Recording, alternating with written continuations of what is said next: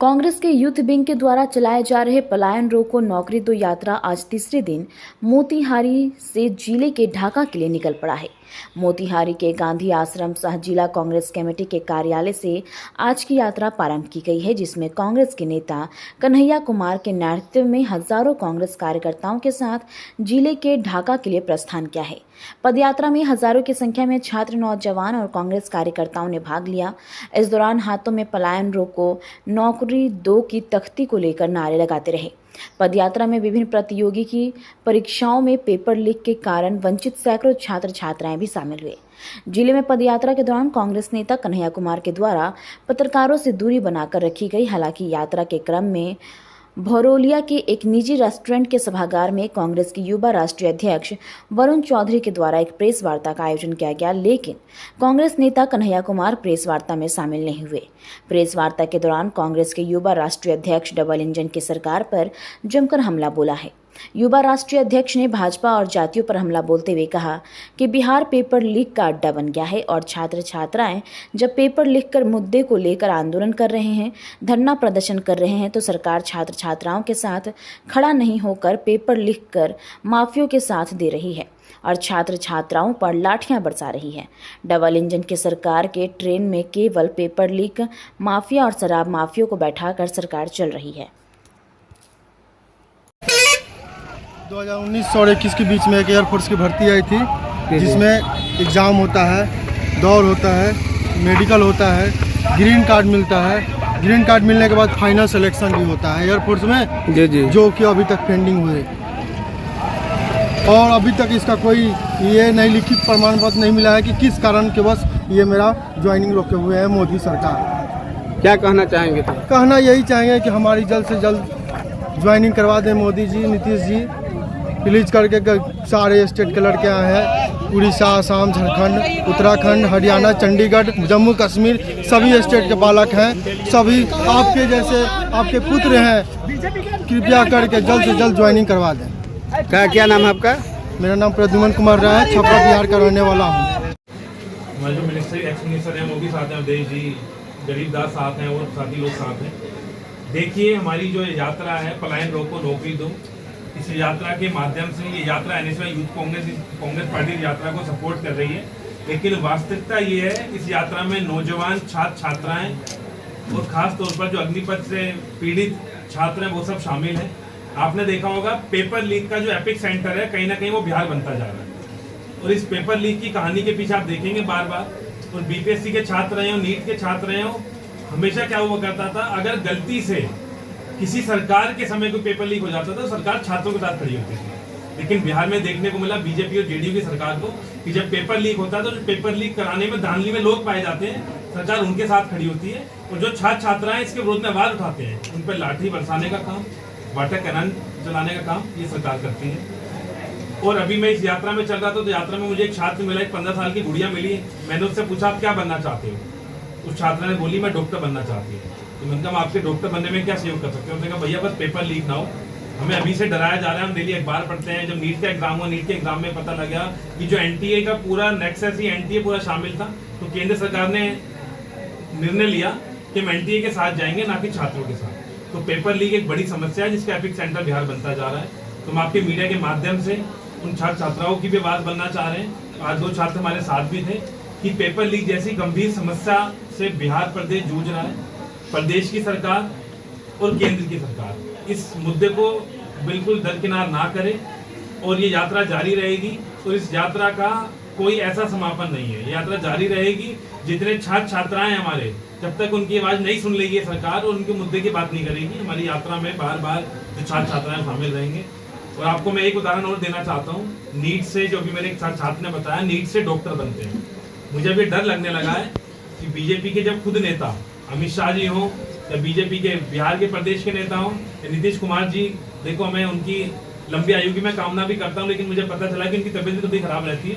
तो नीतीश कुमार जी को भी डरना चाहिए, वरना वो अस्पताल में जब जाएंगे तो पूछा करेंगे कि नीट के कौन से बैच के आप डॉक्टर हो। इतना डर लगेगा क्योंकि नीट के पेपरों में जब धांधली पाई जा रही है तो अस्पताल में जाते वक्त ये सरकार के खुद के लोग पहले बैच पूछा करेंगे डॉक्टरों से कि कौन से बैच वाले, लेकिन उन्होंने जब पेपर लीक करवाया है तो उनको पता है कौन से बैच का पेपर ज्यादा लीक हुआ है। तो जो डॉक्टर बनेगा पेपर लीक होगा तो कैसा डॉक्टर होगा आप लोग खुद होंगे अपने परिवार के लोग जब इनके जाएंगे अस्पताल में तो बैच पूछना पड़ेगा। ये हालत आज की डेट में हो गई है और बिहार का एक बड़ा हिस्सा युवा छात्र हमेशा से ही मेडिकल एजुकेशन की तरफ ज्यादा प्रभाव रहा है। और देश में जितने प्रसिद्ध डॉक्टर हैं, मैं खुले तौर पर एक घर से भी कहना चाहूंगा कि देश के अगर 10 से 15 जो देश के बड़े डॉक्टर होंगे, मैं मानूंगा तो उसमें से 70% डॉक्टर बिहार से होंगे। तो बिहार के अंदर एक मेडिकल एजुकेशन का बड़ा स्कोप है, मतलब मेडिकल एजुकेशन में जाने वाले छात्रों का बड़ी तादाद है। उन सबको सरकार ने बिल्कुल दरकिनार कर दिया। दोनों डबल इंजन की सरकार ने पूरे इंजन के अंदर जो रेलगाड़ी का इंजन होता है उसमें पेपर लीक माफिया लोगों को बिठा लिया और छात्रों को डंडे मारकर, लाठी बरसाकर और वाटर कैनन चलाकर छात्रों को ट्रेन से उतार दिया और पेपर लीक माफिया को ट्रेन में बिठा लिया। तो सरकार को हम चेतावनी भी देते हैं कि यात्रा जारी रहेगी। इन छात्रों की आवाज सुनो और खास तौर पर मेडिकल छात्रों को सुविधाएं दो और ये पेपर लीक से मुक्ति दिलाओ। सर, एक सवाल ये है कि जो पेपर लीक की समस्या चुनावी साल में एकदम जब चुनाव करीब होना है तभी इस यात्रा की क्यों जरूरत पड़ी? इस यात्रा की तब जरूरत नहीं पड़ी, आपने देखा होगा बीपीएससी का मुद्दा हुआ, तब भी हम राहुल जी से भी छात्र मिले, तमाम कांग्रेस पार्टी ने बात सुनने का काम करा। ये बात सच है कि बिहार के अंदर नीतीश कुमार जी की लंबे समय सरकार चल रही है, लेकिन बिल्कुल अब जब से डबल इंजन की सरकार बनी है और केंद्र में बीजेपी की सरकार बनी है कि छात्रों के मुद्दे को मैंने शुरू में भी बोला, पहले अगर गलती से कुछ छात्र के मुद्दों पर घटना हो जाती थी तो सरकार छात्रों के साथ खड़ी होती थी और निंदा करती थी, कहती थी हमसे गलती हो, हम छात्रों के साथ हैं। लेकिन अब ये सरकार का ये नौबत आ गई कि चुनाव साल छोड़िए कि छात्रों पर लाठी डंडा बरसा रही है और कह रही है कोई पेपर लीक में ध्यान नहीं पाएगी, खुले तौर पर उन माफियाओं को साथ बिठाती है।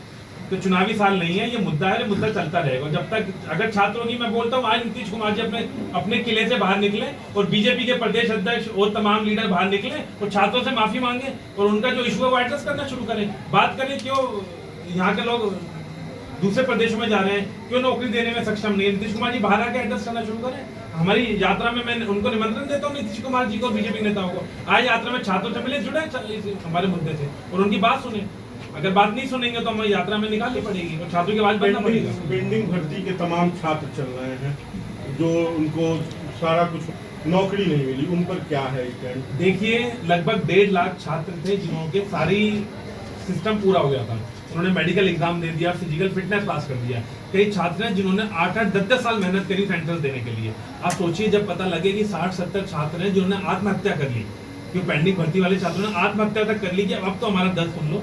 लेकिन केंद्र की सरकार ने तो उनको दर्द दिया, प्रदेश की सरकार ने भी केंद्र के जो खून से रंगे हुए हाथ हैं नीतीश कुमार के और बीजेपी की सरकार के, जो हमारे जो अग्निपथ योजना का बहाना लिया, उस अब कोविड का बहाना दिया। पहले वादा करा, राजनाथ सिंह जी मिले डिफेंस मिनिस्टर और तमाम नेता इनके कि हम तुम्हें नौकरी देंगे, उनको झूठा वादा देते रहे छात्रों की। वो मैं कहता हूँ छात्रों ने आत्महत्या नहीं करी, तो छात्रों की हत्या करी गई और इस हत्या में शामिल नीतीश कुमार और बीजेपी के तमाम नेता हैं जो 1.5 लाख भर्ती छात्र थे जिनको अभी तक न्याय नहीं दे रहे।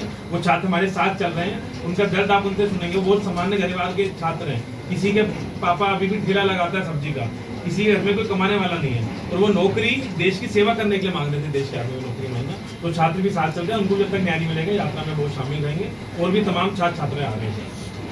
क्या है यात्रा जी?